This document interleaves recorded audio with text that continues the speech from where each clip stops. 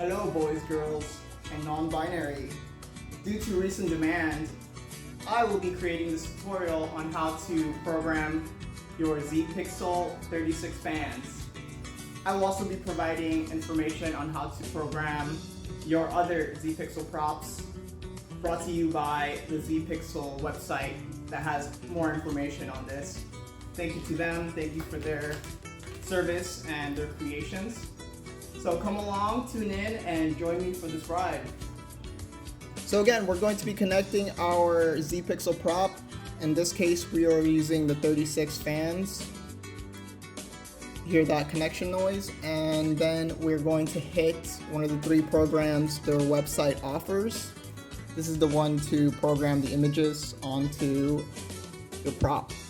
So we're gonna hit that, and then this is what's gonna come out. At first it's like, what is going on here? This is a lot going on.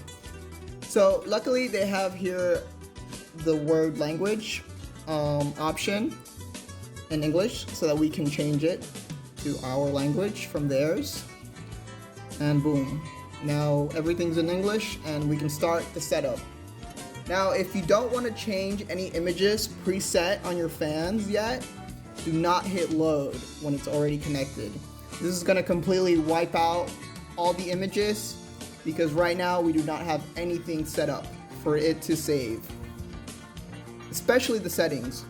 So right now we're going to go towards there, hit the settings and hit general group. So here we're going to look at this pop-up prompt and we're going to change a couple things. So right now it says resolution at 24. That's usually for the smaller fan with the doodle grip. We're going to be changing that to our fans to 36. I believe this is the amount of LEDs on each spoke. And this is how it's set up. Next thing you're going to do is change the LED type from APA to WS and hit save. I'm going to be going back to that later, but for now we're going to be saving this and convert graphic data according to new number of pixels. Yes. So now everything is set up for you to start messing around. They have a couple preset images you can download from their website. Most of them are used already in the preset images that they come with. I already downloaded them, so here they are, 36 data. So all these little images, they work with the fans. Now they have other setups so that you can use for poi and staff, but this is for the fans in particular. So let's work around that. Okay, so here we have multiple options. There are some that are brighter, some that are longer. The ones that are small are usually a long set of pixels set up so that they can initiate a line of different lights or setups. So here we have the 36 data for our 36 fans.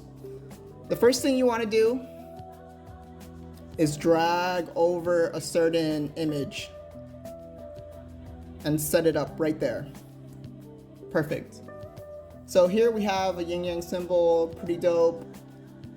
What we want to do is make sure the FPS is set up at a good amount so that we can have a nice crisp image playing as we spin our fans.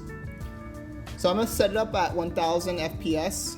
You can set it up at whatever amount. This is the amount that the frames of the pixels resonate or flash, or the speed rather. So we're gonna hit save. We're gonna look over towards our left.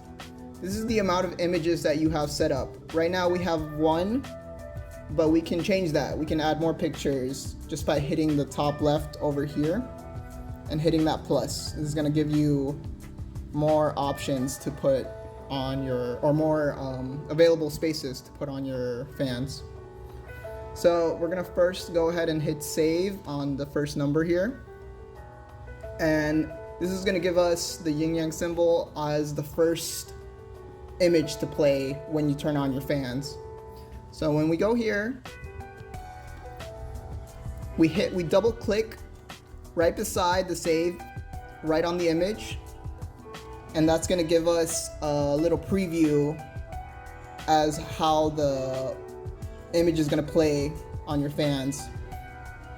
Now this is not the actual representation of how it's going to play. This is just like the velocity and the amount of images you get. So that all depends on the FPS here. There's also the brightness level. Right now it's set to 100, and oh boy, that's going to be really bright. You can even see that in daytime. So we're gonna tone it down and get it down to 30. This is the usual number I use for basic images, so it's not too bright, and as well as it's not too dark. So we're gonna hit save again, and that's gonna save the first image, and whatever changes we make, just make sure you hit save. Now, going back to the file, I already have a few images that I've edited or created on this pixel programmer. So I'm going to open up a project. I'm not going to save this project, it's just an example. Now that's going to open up a couple presets that I've saved. This is for a festival I recently used, and I'm going to open it.